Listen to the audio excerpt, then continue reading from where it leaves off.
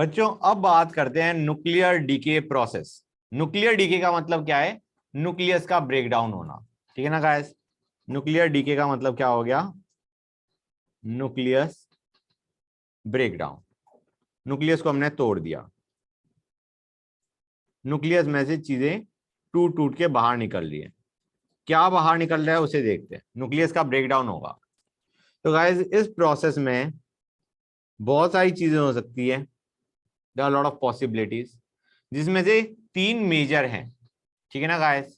पहला आते हैं अल्फा एमिशन या अल्फा डीके। अल्फा एमिशन का मतलब क्या होता है बच्चों? अल्फा पार्टिकल हीलियम न्यूक्लियस का बाहर निकलना। ठीक है ना गाइस? जिसको हम क्या लिखेंगे? He24 का बाहर निकलना, या हम कहेंगे अल्फा पार्टिकल का निकलना। ये हमारा क्या? It is nothing but helium nucleus. तो बच्चों मुझे ये बताओ, इसका बाहर निकलना, मुझे ये बताओ तुम्हारा एटॉमिक नंबर में, मतलब इनिशियली हमारे पास न्यूक्लियस था, अल्फा पार्टिकल निकलने के बाद कुछ न्यूक्लियस बना, जो न्यूक्लियस बनेगा बनेगा ठीक है ना गाइस, प्रोडक्ट की साइड में, उसमें एटॉमिक नंबर कितना कम होगा? पहले वाले से 2 से कम होगा। और मास नंबर कितना कम होगा? 4 से कम होगा। बेसिकली 2 प्रोटॉन 2 न्यूट्रॉन निकल गए। मतलब तुम अल्फा पार्टिकल को ऐसे ट्रीट करो कि 2 प्रोटॉन 2 न्यूट्रॉन निकल गए। समझ में आ रहा है नहीं आ रहा है बच्चों? Clear guys? अरे हाँ तो बोलो भाई। नेक्स्ट यस आते सर। हैं, नेक्स्ट आते हैं बीटा एमिशन। बीटा एमिशन क्या होता है guys? Guys it can be written as beta emission का मतलब है बीटा पार्टिकल का बाहर निकलना। बीटा पार्टिकल कुछ नहीं होता, हाई एनर्जी इलेक्ट्रॉन होता है। तो बेसिकली इलेक्ट्रॉन का बाहर निकलना फ्रॉम द न्यूक्लियस। ठीक है ना guys? That is your beta emission बच्चों। Clear guys? इसको हम लिखते हैं बीटा माइनस, या इसको लिखेंगे इलेक्ट्रॉन। अब गाइस नीचे देखो, नीचे हम क्या लिखेंगे? -1 0। नीचे -1 ऊपर 0। अब गाइस ये एग्जैक्टली क्या है? ये हमारा इलेक्ट्रॉन हो गया। ये -1 0 क्या है ये अभी थोड़ी देर में बताता हूं। Give me some time then I will explain what do we mean by -1 and 0। Basically वैसे बता दो general idea, this represent the mass. हमें पता है इलेक्ट्रॉन का मास बहुत कम होता है as compare to proton and neutron, and this denotes the charge. Clear guys? तो ये हमारा क्या है? इसमें तुम्हारा दिस इज फास्ट मूविंग या high energy electron. Fine guys? और ये जो हमारा इलेक्ट्रॉन है किससे एमिट हो रहा है? न्यूक्लियस से। ओके, नेक्स्ट पे आते हैं गामा एमिशन। गामा एमिशन जिसको हम डिनोट करते हैं गामा 00 या सिंपली गामा से। 00 का मतलब क्या है? चार्ज 0 मास 0। अब बच्चों इससे क्या होता है उसे समझो। ये जो हमारा गामा एमिशन है, these are just rays, high energy radiation. तो इससे हमारा न्यूक्लियस पे, ऐसे मान के लो न्यूक्लियस में से हाई एनर्जी रेडिएशन बाहर निकल गई, तो न्यूक्लियस की जो रिमेनिंग न्यूक्लियस, मतलब जो nucleus after emission of gamma rays है, that will have lower energy. Basically उसका जो हाई एनर्जी है वो थोड़ी सी बाहर निकल गई in the form of gamma rays. तो now the nucleus that you will get after gamma emission will be having lesser energy. ठीक है? तो gamma rays are purely electromagnetic raise.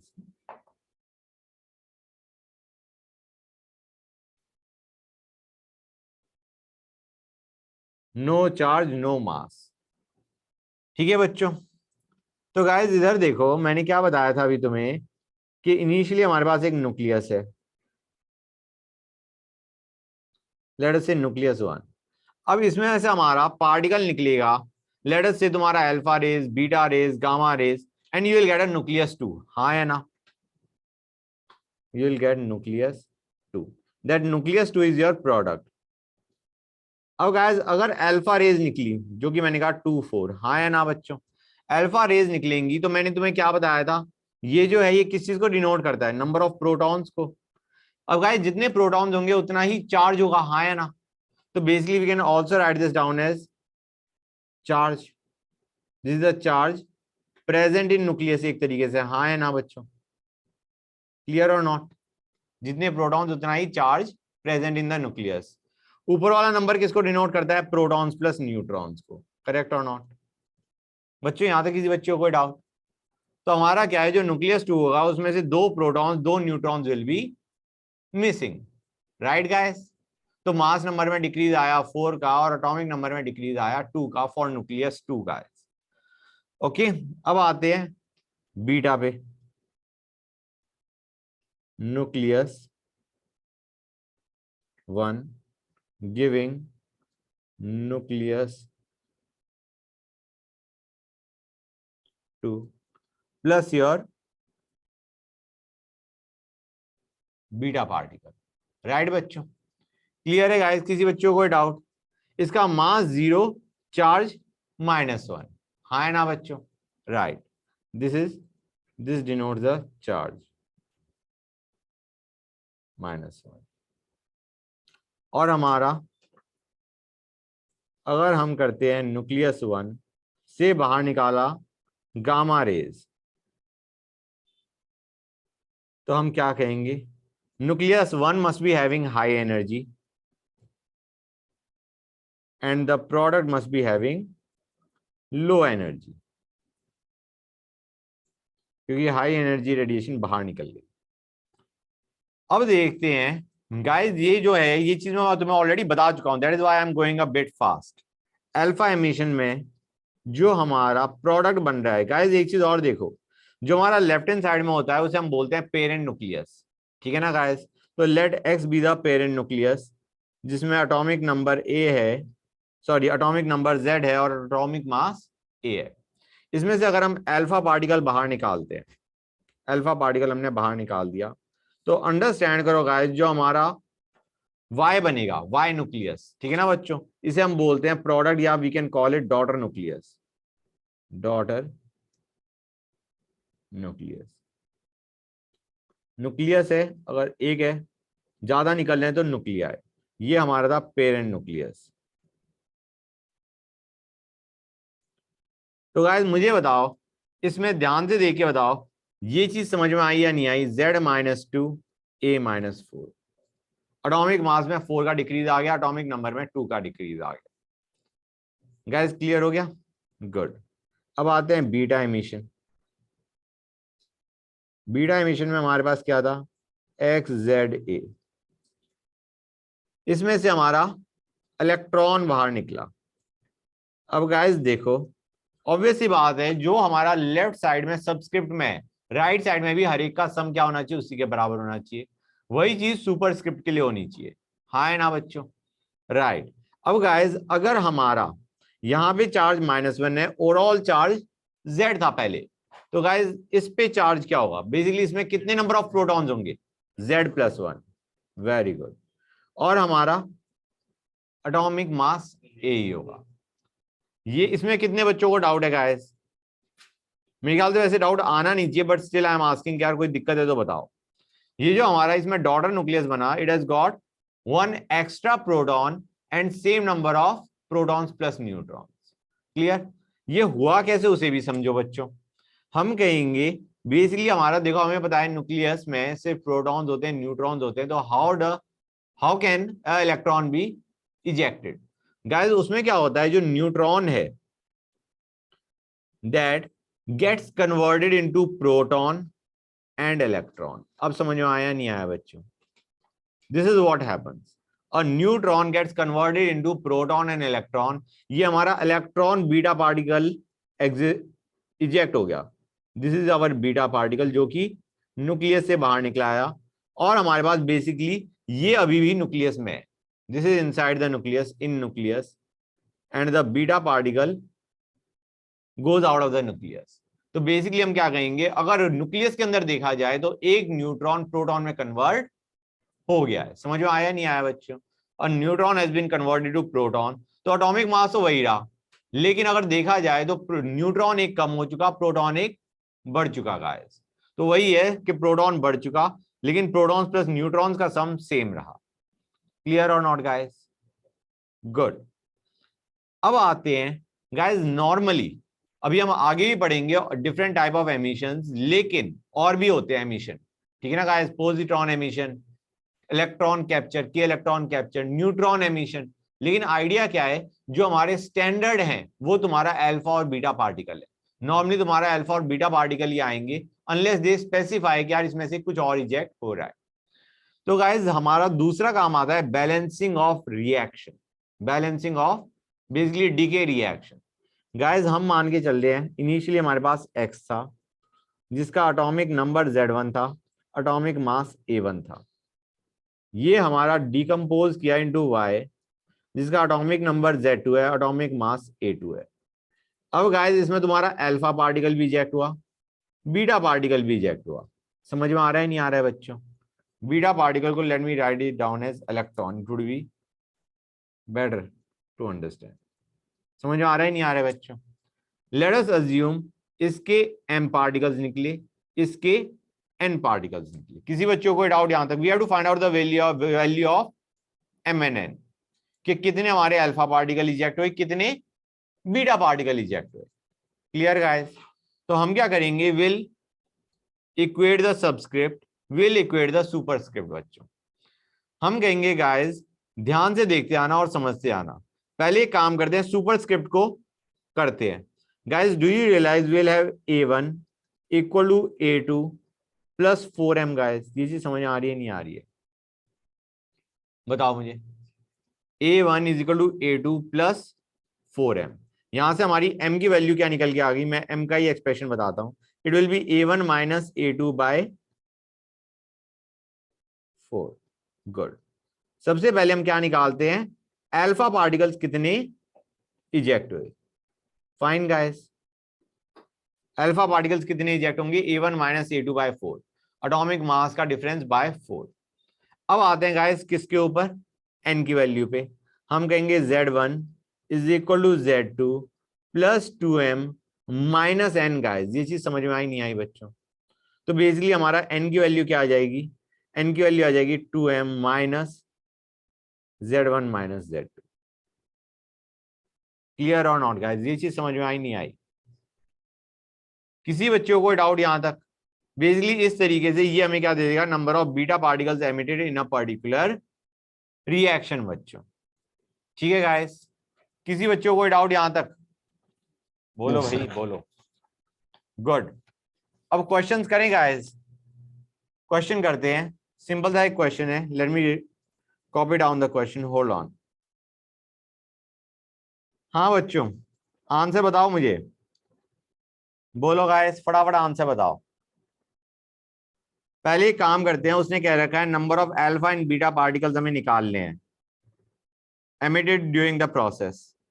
तो हम क्या कहेंगे, बेसिकली रिएक्शन क्या है तुम्हारा, TH90 234 giving PB। Sir alpha का आ गया। Very good. हाँ बेटा क्या कह रहे हो, क्या कह मैं रहे थे कह रहा हूँ बेटा? सर अल्फा का आ गया। दोनों का निकालो बेटा। बेसिकली हमारा m आ जाएगा 234 माइनस 206 बाय 4। कितना आएगा ये बच्चों, 7। 2 इंटू 7 माइनस 234 माइनस 206 कितना आएगा, सॉरी माय मिस्टेक, 90 माइनस 82। हाँ बच्चों आंसर क्या आएगा गाइस फटाफट बताओ, 6। तो तुम्हारे पास 7 अल्फा पार्टिकल्स एमिट हुए और तुम्हारे 6 बीटा पार्टिकल्स एमिट हुए। किसी बच्चों को डाउट यहां तक बच्चों बताओ guys? Good. Late us discuss another question guys, hold on. Hold on, ये हमने कर लिया था ना, ये तो मैंने दिया, कौन सा कर लिया मैंने, hold on. It is a similar question guys, फटाफट बताओ मुझे इसका answer. Very good. It will be 238 minus 214 by 4। कितना आ रहा था ये, 6। और हमारा n आ जाएगा 2 into 6 minus 10 which is 2। Guys किसी बच्चों को डाउट, बोलो भाई बच्चों बताओ, किसी बच्चों को डाउट है? No sir. गुड। बच्चों इस क्वेश्चन को देखो, it is a nice question. उन्हें कह रखा है Li38 decays to B48, what type of decay is it? Alpha beta gamma या नन? बच्चों ध्यान से देखो कि तुम्हारा बेसिकली बीटा होगा, हाँ है ना, कि मास नंबर वही रहा, एटॉमिक नंबर बढ़ गया। लेकिन अदरवाइज जर्नल तरीका इसको करने का देखो गाइस क्या है, मतलब यहाँ पे तो you could easily understand, but important thing is finding out how to calculate. Let it be X, हमें नहीं पता एक्स क्या है गाइस। इनको देखो left and right hand side में, और इसको देखो सबस्क्रिप्ट और सुपरस्क्रिप्ट को मैच करने की कोशिश करो on left hand side and right hand side of the reaction. Guys यहाँ पे क्या आएगा -1 और यहाँ पे क्या आएगा 0। हमें बताया this is nothing but beta particle, correct. So your answer is beta particle. Preferable ये होगा गाइस, आगे क्वेश्चन देखोगे यू विल रियलाइज कि this is the best method to find the type of decay. Okay guys, एक और question दे रहा हूं तुम्हें, लेट अस सी कि वो तुमसे होता है नहीं होता है। बच्चों इस क्वेश्चन को देखो और मुझे आंसर दो। हमारा सीक्वेंस में, हाँ बेटा बोलो क्या होगा? Correct, absolutely correct, beta alpha gamma, these are the radiations emitted in the given radioactive sequence, radioactive decay sequence। किसी बच्चों को डाउट यहां तक बोलो गाइस, बच्चों बताओ। गामा में कोई चेंज नहीं हुआ बेटा, बेटा इधर ध्यान दो, अल्फा ही हो गया ना बेटा, a-4 और z+1 से z-1। एटॉमिक नंबर में कितने का डिफरेंस आया? 2 का डिक्रीज। हाँ बेटा वो z है, दिस इज z, ठीक है। अब कोई डाउट? पहले वाले में तुम्हारा बीटा डीके हुआ, दूसरे वाले में अल्फा और तीसरे वाले में गामा हुआ। No change in atomic number और mass, only decrease in energy guys. एक और क्वेश्चन करते हैं बच्चों, let us discuss one more question. बच्चों क्वेश्चन पढ़ा, हमें एक क्लोज वेसल दे रखा है, it contains 1 mole of uranium and 1 mole of air. अब गाइस कंप्लीट डीके हो गया यूरेनियम का into lead. What is the ratio of final pressure to initial pressure of the system? बच्चों किस चीज की फील आ रही है, क्या करना चाहिए इसमें हमें बताओ। उसने final pressure to initial pressure पूछा है, इनिशियल प्रेशर क्या होगा मुझे बताएगा कोई? किसके कॉरेस्पॉन्डिंग? तुम्हें बताया pressure is directly proportional to moles, right. तो इनिशियली तुम्हारा it will be corresponding to 1, हाँ है ना, क्योंकि एयर तो हमारा 1 मोल दे रखा है, यूरेनियम इज सॉलिड। अब गाइस हमारा ये कह रहा है फाइनल प्रेशर, फाइनल प्रेशर में क्या डिफरेंस आ रहा होगा कोई बताएगा मुझे, किसकी वजह से आ रहा होगा? पहली चीज हमने पढ़ा है अल्फा बीटा गामा डीके, ठीक है ना गाइस। गामा को तो बाहर रख दो, कोई चेंज ही नहीं आ रहा होता। इसका मतलब है यहाँ पे जो यूरेनियम का डीके हो रहा है उसमें अल्फा पार्टिकल निकला, बीटा पार्टिकल निकला। विच इज द डीके, मतलब विच इज द पार्टिकल जिसकी वजह से तुम्हारा प्रेशर पे इफेक्ट पड़ेगा? Alpha guys, alpha is helium, right. Helium nucleus मानो, हीलियम एटम मानो, idea is that is gas. तो तुम्हारा alpha particle is the one which will have effect on pressure. तो हमें बेसिकली ये देखना है कितने अल्फा पार्टिकल इजेक्ट हुए व्हेन तुम्हारा 1 mole uranium got converted to lead बच्चों, ठीक है गाइस। तो लेट अस सी, कोई बताएगा मुझे क्या होगा आंसर? हाँ we have to find out m, correct. मैं एक बार पूरी इक्वेशन भी लिख देता हूं, कन्वीनियंट रहेगा समझने के लिए, करेक्ट।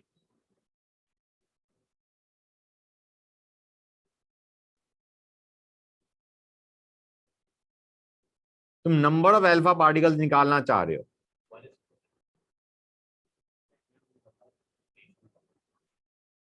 तो हमारा m कितना आ जाएगा? 238 minus 206/4 which is 8। 8 alpha particles हमारे बाहर निकले। अब बच्चों हमें 1 मोल यूरेनियम दे रखा था, तो उसे कितने मोल अल्फा पार्टिकल्स निकले? 8। इनिशियली 1 था, तो अब टोटल कितने हो गए? 9। मतलब initially you had 1 mole of air, now you have got 9 moles of gas. तो गाइस प्रेशर की रेशियो क्या होगी? Pressure final to pressure, correct, pressure final to pressure initial, it is directly proportional to number of moles, that will be 8 + 1:1 which is your 9:1। हाँ या ना? किसी बच्चों को डाउट यहां तक? कोई डाउट नहीं? गुड। अब बच्चों हमने 3 एमिशन देखे, ये नोट करना है क्वेश्चन 11। टाइम लगेगा बच्चों। हमने देख लिए अल्फा बीटा गामा एमिशन। अब आते हैं 2 more emissions that we are going to study. पहला पोजिट्रॉन एमिशन।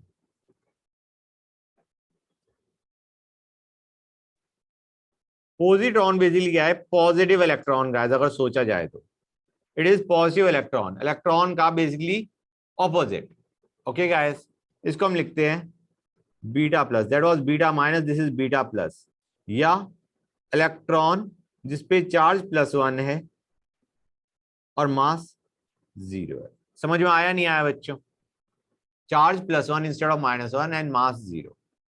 दूसरा है हमारा के इलेक्ट्रॉन कैप्चर। अब सबसे पहले हम क्या देखेंगे? What is the effect of atomic on atomic number and atomic mass जब हमारा ये एमिशन हो रहा है। सर थोड़ा सा स्क्रॉल अप कर दो। तो सबसे पहले आते हैं पॉजिट्रॉन एमिशन पे। First let us go on to positron emission. Done sir. करें गाइस, पॉजिट्रॉन एमिशन में क्या है? XZA is giving us your positron and y में बताओ गाइस क्या होगा? एटॉमिक नंबर पे क्या फर्क पड़ेगा? Z-1 और मास से। क्लियर और नॉट गाइस? तो यहां पे हमारा basically number of protons decrease हो रहे हैं।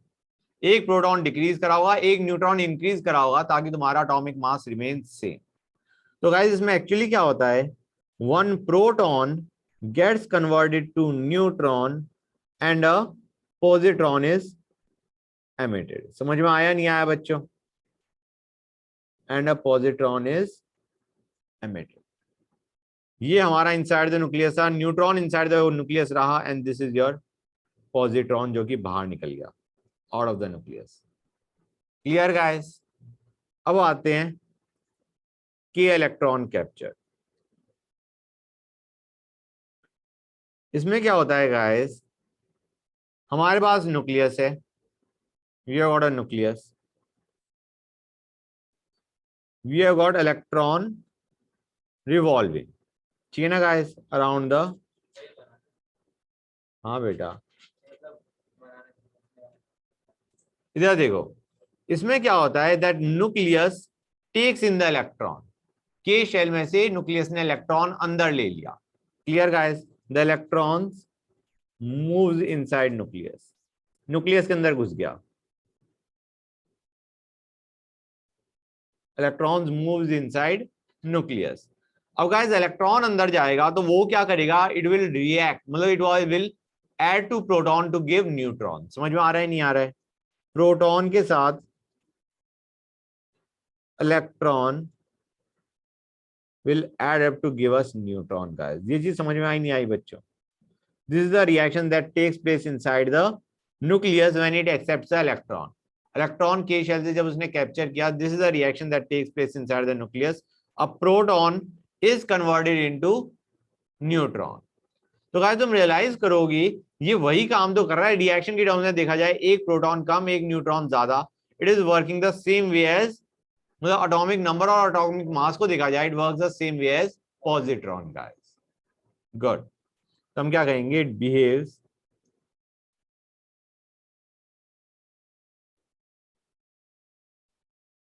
Same way as positron emission। it behaves the same way as positron emission in terms of Z and A।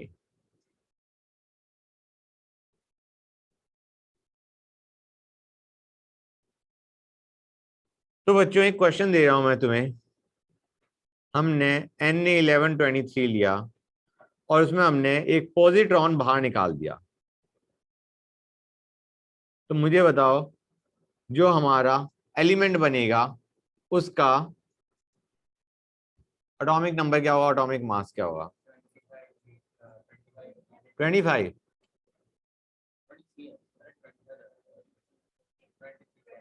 23 and 10. Good. That is what you will have.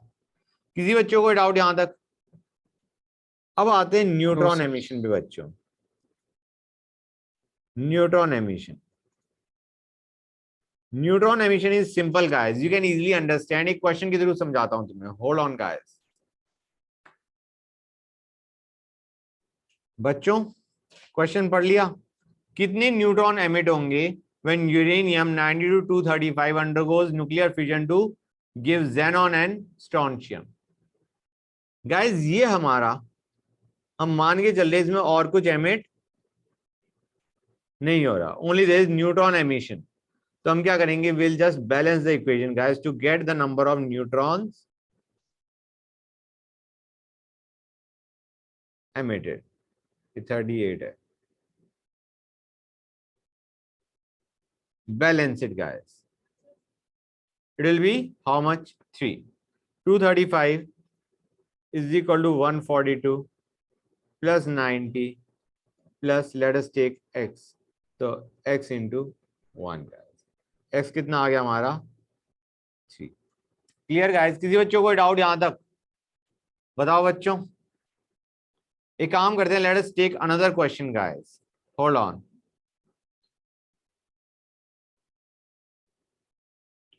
बच्चों question पढ़ा.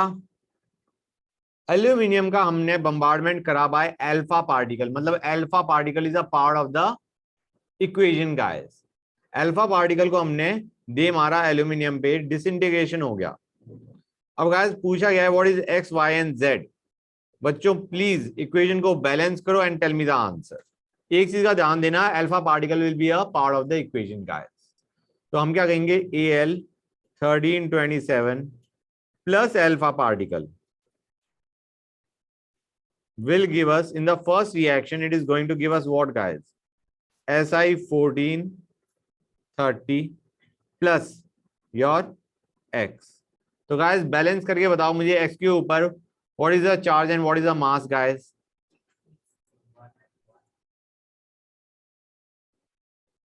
One and one. तो बच्चों यहाँ पे हमारा क्या emit हो रहा है, चार्ज भी वन, मास भी वन. व्हाट इज दिस,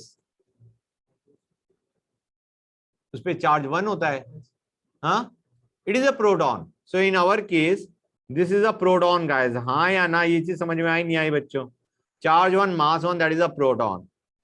दूसरी इक्वेशन पे आते हैं गाइस.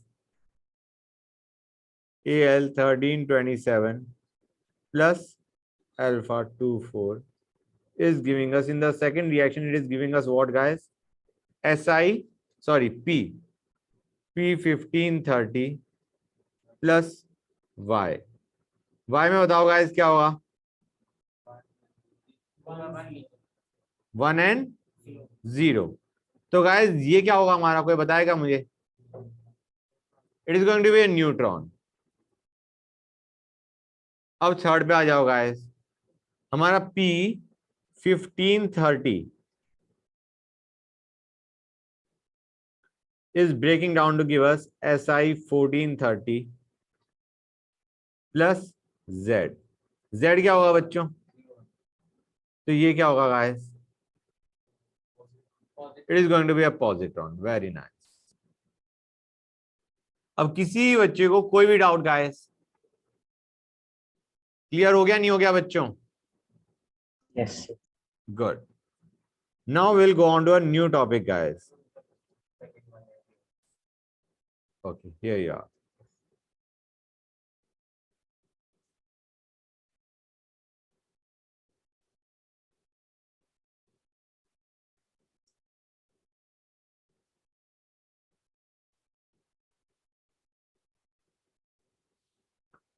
Start करूं?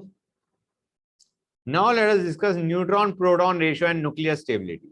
Guys, देखा क्या गया कि हमने ये ऑब्जर्व करने की कोशिश करी कि रेडियो एक्टिविटी किन एलिमेंट्स में हो रही है.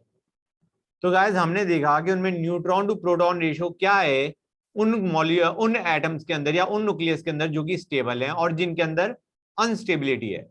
जो अनस्टेबल है they will decay emitting particular rays, right? Alpha particle, beta particle, positron जो भी है.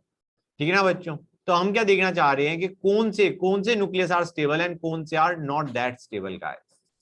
तो first I am going to draw graph curve, उस कर्व को इजीली नोट कर लो, उसके बाद उसे समझा भी दूंगा मैं। एन आया, पी आया, this is n by p equal to 1.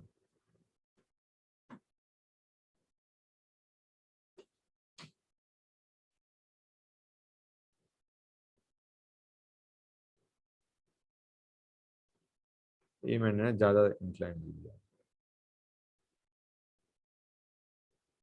Oh come on, seriously?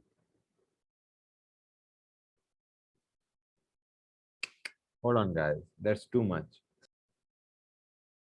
ठीक है बच्चों, ये है हमारा, ये n by p ratio equal to 1 है। और गाइज इसको, ये जो हमने बना रखा है दिस रीजन, इसको मैं मार्क करता हूं, this region, this is known as stability belt guys. जिसे हम क्या बोलते हैं, स्टेबिलिटी बेल्ट। बिजली n by p रेशियो जो इस बिजली रेंज में लाए कर रही है, वो सारे न्यूक्लियस आर स्टेबल गाइस, जिनकी n by p रेशियो इस बेल्ट में लाए कर रही है, इस शेडेड बेल्ट के अंदर, those nucleus are stable guys. This is your stability belt.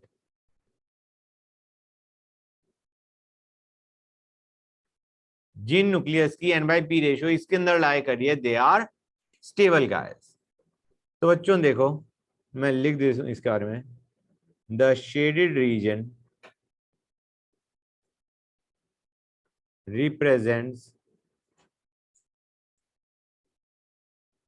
the region or belt of stability.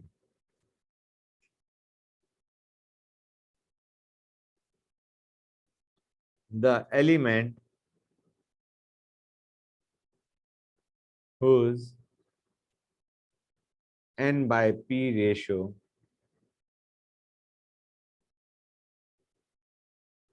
lies inside the belt are stable.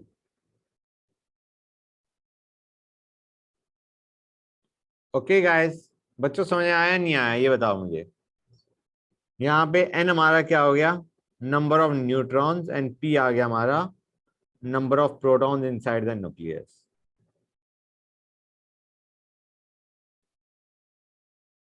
n by p ratio हमने देखी। तो गाइस ध्यान से देखो, द लोअर एलिमेंट्स, लोअर का मतलब क्या है बच्चों, जिनमें प्रोटॉन्स और न्यूट्रॉन्स कम है, basically up to z equal to 20, number of protons 20 तक, the stable nuclei are those जिनमें n by p रेशियो क्या है बच्चों, 1 के बराबर।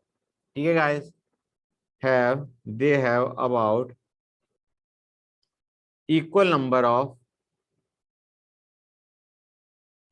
protons and neutrons.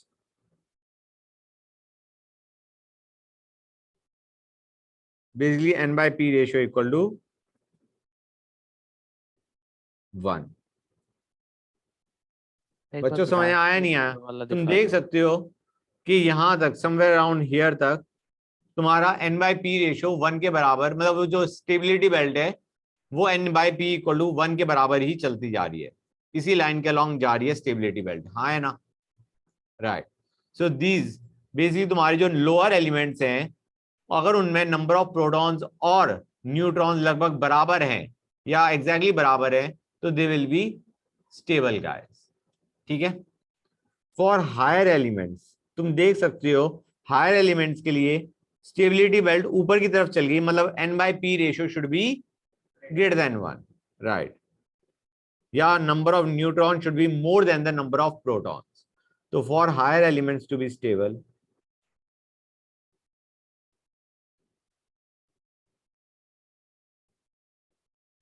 there must be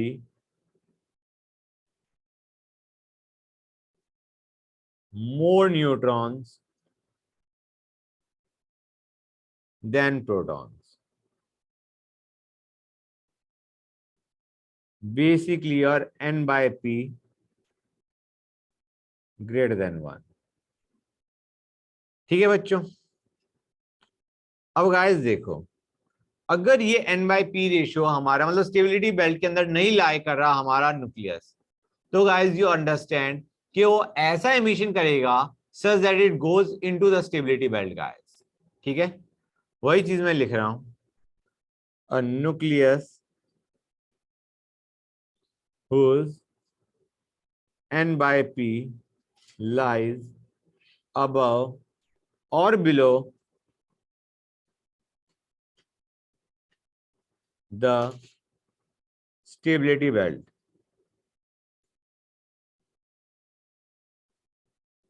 is radioactive or unstable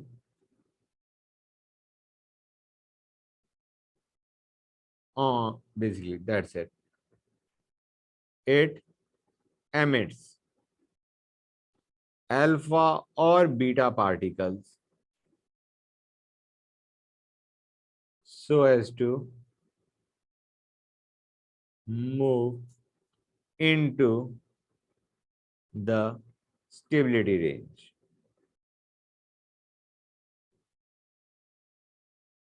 clear है बच्चों? किसी बच्चों को डाउट यहां तक? अब guys, a nucleus that is above the stability belt,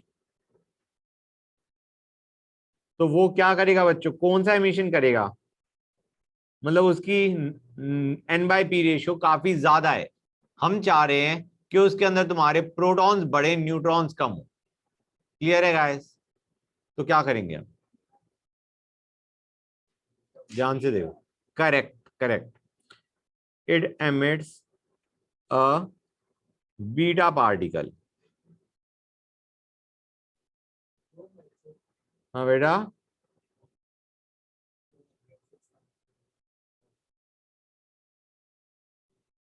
क्या कह रहे हो बच्चों?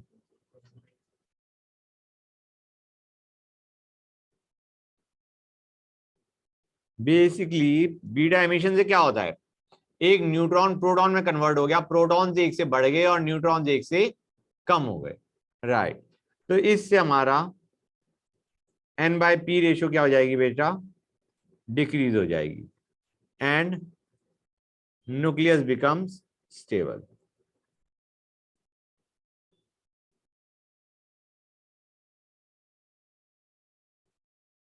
and enters the stability belt.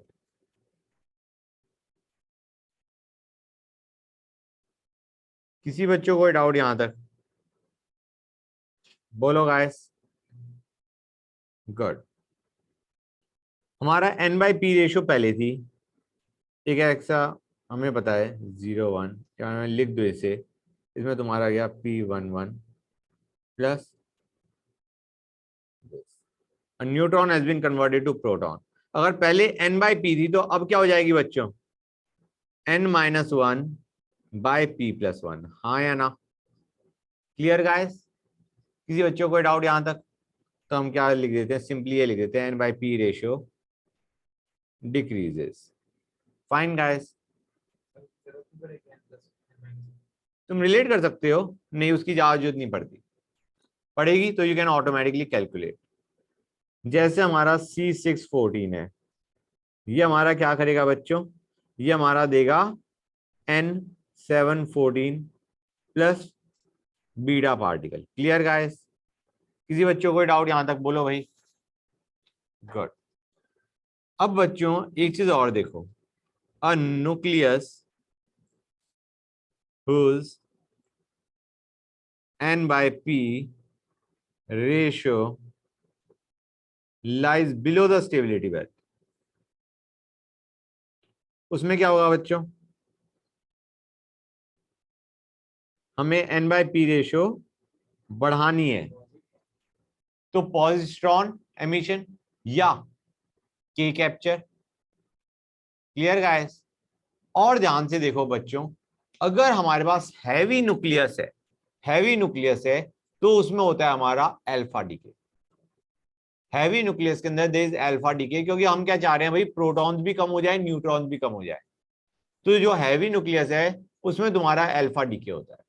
और अदरवाइज अगर देखा जाए तो पॉजिट्रॉन और के कैप्चर्ड आर द वंस जो कि हमारी NY-P रेशियो को क्या कर देंगे, बढ़ा देंगे for a nucleus which is lying below the stability belt.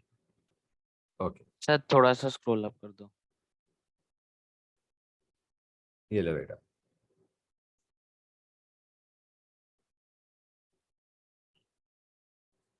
Done sir. Okay,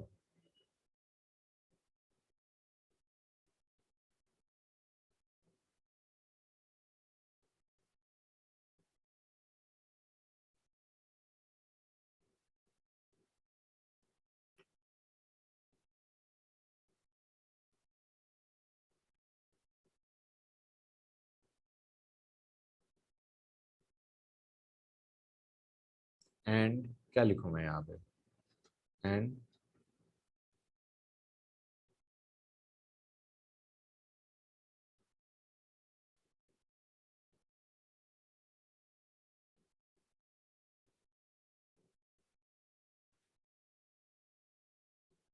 किसी बच्चों को डाउट यहां तक, बच्चों बताओ,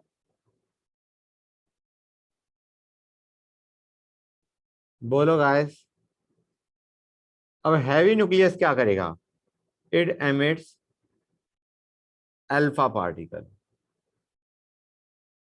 जैसे हमारा यूरेनियम हो गया, थोरियम हो गया, दे एमिट अ अल्फा पार्टिकल। उनसे भी तुम रियलाइज करोगे गाइस, नॉर्मली तुम्हारी NY-P रेशियो ज्यादा ही होती है नॉर्मली हैवियर के लिए, तो उससे क्या है, नंबर ऑफ प्रोटॉन्स भी कम हो गए, नंबर ऑफ न्यूट्रॉन्स भी कम हो गए बाय 2। तो बेसिकली जो तुम्हारी NY-P रेशियो है वो कहीं ना कहीं स्टेबिलिटी बेल्ट में आने की चांसेस बढ़ जाते हैं। That's it, fine.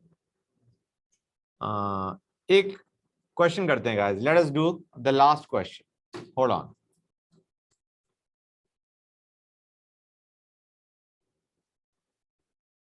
बच्चों क्वेश्चन देखो और मुझे बताओ एक्स और वाई क्या होंगे। पहली चीज ये समझ में आ रहा है नहीं आ रहा है कि हमें सारी ऑप्शंस कंपेयर करके देखनी पड़ेंगी, तो गाइस करके देखना शुरू करो। अगर हमने गामा रेज, यहाँ पे एक्स हमारा अगर गामा है तो क्या होगा बच्चों, करके देखो गाइस, हवा में मत करना। B48 प्लस वाई, वाई क्या होगा बच्चों बताओ मुझे, 0 1, हाँ या ना। ये क्या है बच्चों, न्यूट्रॉन। तुम्हारा पहला ऑप्शन करेक्ट हो गया, बाकी को देखो बच्चों। हाँ करो बेटा, नेक्स्ट देखो।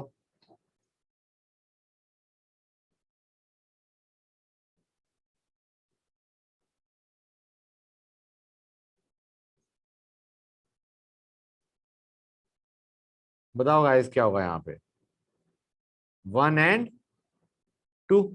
ये क्या होता है बच्चों, deuterium, correct, it is deuterium. तो तुम्हें ये भी करेक्ट दिख रहा है, हाँ है ना। ऑप्शन बी भी करेक्ट दिख रहा है, नहीं दिख रहा है गाइस, दिस इज ड्यूटेरियम। अच्छा बच्चों, अगर तुम थोड़ा सा दिमाग लगाओगे यू विल रियलाइज कि अगर हमारा ये है तो हमारा ये नहीं हो सकता, हाँ है ना, कि दोनों में गामा है। गामा क्या था, अगर न्यूट्रॉन है जो एमिट हो रहा है तो it can not be proton, this option is out. अब यहाँ पे देखो, अगर ड्यूटेरियम है और हमें पता है प्रोटॉन के साथ ड्यूटेरियम बन रहा है, एक्स बीइंग प्रोटॉन तो वाई इज ड्यूटेरियम, तो you can not have neutron के साथ ड्यूटेरियम, हाँ है ना। So even your C option is incorrect guys. Clear बच्चों, किसी बच्चों को डाउट यहां तक, fine. One more question that we are going to do, I'll have to write it down guys, hold on। बच्चों क्वेश्चन पढ़ा या नहीं पढ़ा ये बताओ मुझे। एक न्यूक्लियर एक्सप्लोजन हो गया जिसकी वजह से C14 की कंसंट्रेशन बढ़ गई, किसमें, नियर बाय एरियाज में।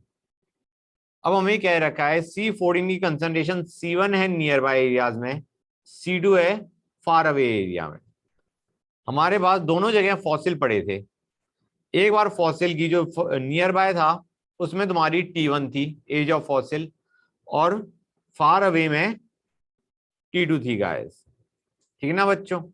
हमें पूछा गया है किसमें एज ऑफ फॉसिल ज्यादा होगी, ठीक है ना बच्चों, किसमें ज्यादा होगी, it will be more at the place जहां पे एक्सप्लोजन हुआ है या जहां पे दूर था, किसमें age of fossil will be more. ये हम इंक्रीज या डिक्रीज नहीं है, इट इज लेस और मोर, ठीक है ना guys, try to understand that. और हमें पूछा गया है what is the value of T2 minus T1 if K is given to us as the rate constant guys। तो बच्चों देखो इसे कैसे करना है,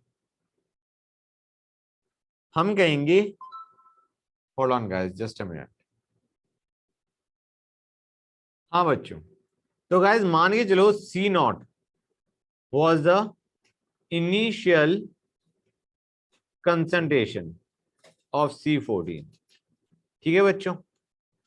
Let us assume C0 to be the initial concentration of C14 in the, मतलब जब वो जस्ट मरा था। हाँ, अब गाइस हमें कह रखा है C1 is the concentration in near by areas, C2 is the concentration in far away areas. मतलब ये हमें बता रखा है concentration in the fossil after that time. Clear बच्चों? तो क्या हम कह सकते हैं, हमें पता है KT is equal to ln C0 by CT। हाँ है ना बच्चों? अब गाइस C1 है नियर बाय एरियाज में, तो यहां पे मैं T की जगह T1 डाल दूं गाइस। क्लियर है या नहीं? KT1 is equal to ln C0 by C1। KT2 can be written as ln C0 by C2। हाँ है ना बच्चों? क्लियर और नॉट? हाँ, कहीं मैंने लिखा नहीं। Age of the fossil is determined as T1 and T2। भाई हमारा क्या है, इनिशियल कंसंट्रेशन C0 थी, एक C0 से C1 पहुंच गया। C1 तुम्हारा अंडरस्टैंड करो guys, C1 will be greater then C2। इतना समझ आ रहा है नहीं आ रहा है? क्योंकि C1 is the concentration in near by area, वहां पे हमारा एक्सप्लोजन हो चुका है, वहां पे कंसंट्रेशन बढ़ी हुई है। तो C0 से ये तो गया C1 पे और तुम्हारा दूसरा गया C2 पे। तो जो हमने टाइम निकाला वो तो हमने वी डिड नॉट नो कि यार वहां पे न्यूक्लियर एक्सप्लोजन हुआ है। मतलब डू यू अंडरस्टैंड इट कि एक C0 से C1 गया, एक C0 से C2 हम देख रहे हैं। जो CT है वो एक में हमारा C1 है, दूसरे में हमारा C2 है, राइट। तो C1 तक पहुंचने के लिए हमने कहा टाइम T1 लगा, C2 में हमारा टाइम T2 लगा।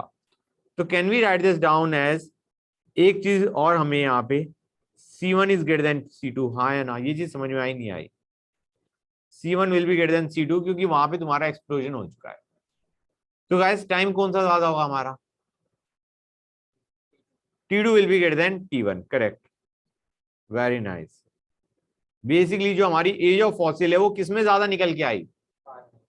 फार अवे में हमारी ज्यादा निकल के आई। ऑब्वियस सी बात है, हमारे जहां पे कंसंट्रेशन ज्यादा है हम मान के चल रहे हैं कि तुम्हारा मतलब CD जिसका ज्यादा होगा उसमें टाइम कम लगा, राइट। तो एज ऑफ फॉसिल यहां से हमारी गलत निकल के आई लेटर से। Clear guys? अब हम एक और चीज क्या कह सकते हैं, T2 माइनस T1 क्या होगा? It will be 1 by K ln C2 by C1, C1 by C2। हाँ या ना? बोलो गाइस। तो ये हमें दोनों वैल्यू पूछी गई थी, T2 माइनस T1 की वैल्यू पूछी गई थी और पूछा गया था कि एज ऑफ फॉसिल किसमें हमारी ज्यादा निकलेगी। बेसिकली जहां पे एक्सप्लोजन हुआ है या हमारा दूसरी जगह पे। गाइस ये क्वेश्चन समझ में आया नहीं आया? किसी बच्चे को कोई भी doubt? Good, that's nice. We are done with the chapter guys. Your chemical kinetics is over.